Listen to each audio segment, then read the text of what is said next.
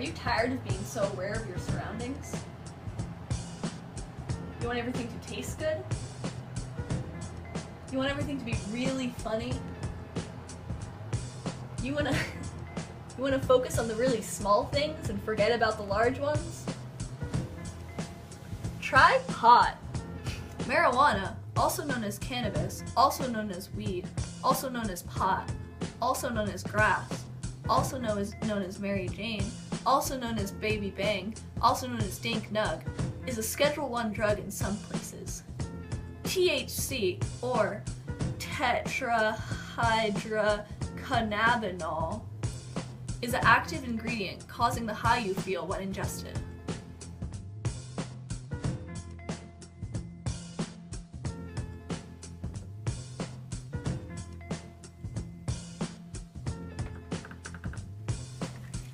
Let's talk to one of our doctors about the history of pot, so you can feel more comfortable with your consumption and the origin of this product. Oh, hey kids.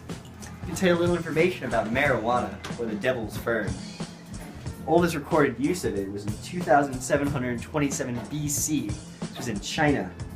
And many other cultures, such as the Romans, Greeks, Islamic Empire, all used hemp products. It was seen as a sacred herb. Napoleon was actually the first one to ban it in 1798. It was first outlawed in America October 2nd, 1937. In 1996, California was the first state to let terminally ill patients use medical marijuana. On November 6, 2012, Colorado and Washington were the first two states to make it recreationally legalized. Pot is not for everyone. Some may smoke it and not enjoy it because of the possible anxiety and paranoia it may cause. On the other hand, some people might like it because of the giggles it gives you. Some people may also abuse pot by using it when depressed or angry, and they'll get hooked. You may find yourself just using pot because the peers around you are doing it. Talk to your doctor if you're feeling uncomfortable about this new habit. Like we said, pot may not be for everyone. Let's talk about the social learning theory for a minute. It's a theory that people learn new behaviors, values, and attitudes by observing others. So for instance, when smoking pot, first-time smokers might do it because they see others doing it. For instance, friends, family, Michael Phelps, Barack Obama, you know, the works. So Howard Beckner states in his study that the effects of marijuana aren't automatically or necessarily pleasurable, but a pleasurable first experience with the herb, perhaps with close friends, could reinforce using for pleasure. On the contrary, a bad or non-pleasurable first-time experience with marijuana could decrease the likelihood of using it again. For instance, getting in trouble, feeling guilty, or being a disappointment.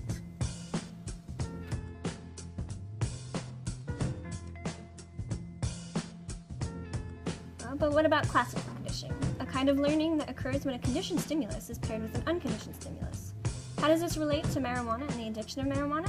When a person is sad or discouraged with any negative feelings, they might decide to use marijuana for the first time to put them in a better or relaxed mood. If they continue to use it to make them happy, then certain cues begin to arise. These cues or stimuli start to trigger the same types of feeling as the drug itself.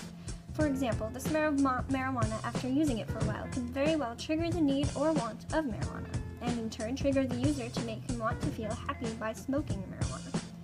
So take for instance, if you are driving in a car on the way home from work, and that's the time where you always smoke marijuana. Then you're trying to quit. If you get in the car, you'll want to smoke just by association with the car. So.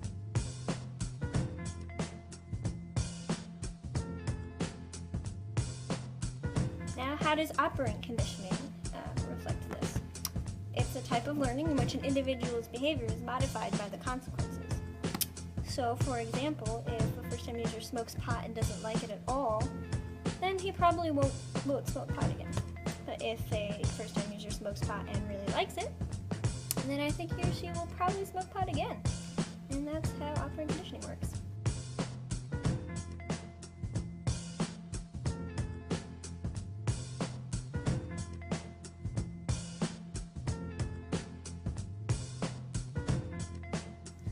Why do you smoke pot? I use pot because I used to have anxiety and it really helps me get through the day and like interact with other people. Also, I have trouble falling asleep and smoking before I go to bed is like really helpful when for falling asleep. It's also something I use when I get really seasick. If you smoke a joint on a boat while you're seasick, it makes the seasickness go away. Don't you smoke pot? I don't smoke pot because it makes me very paranoid. I get scared. I feel like the air touches my arm in a weird way, and that everyone knows how high I am. And I get really bad dry mouth. My eyes get all bloodshot and dry. I get really tired. I can't get anything done. And by the end of the day, when the high is gone, all I could do is sleep. And then even when I'm not high, it still makes my anxiety bad. And, I just don't like to smoke it anymore. It also costs a lot of money. Why do you smoke pot? I smoke pot because it makes the day more interesting, it's really fun, and it makes stupid classes a lot better.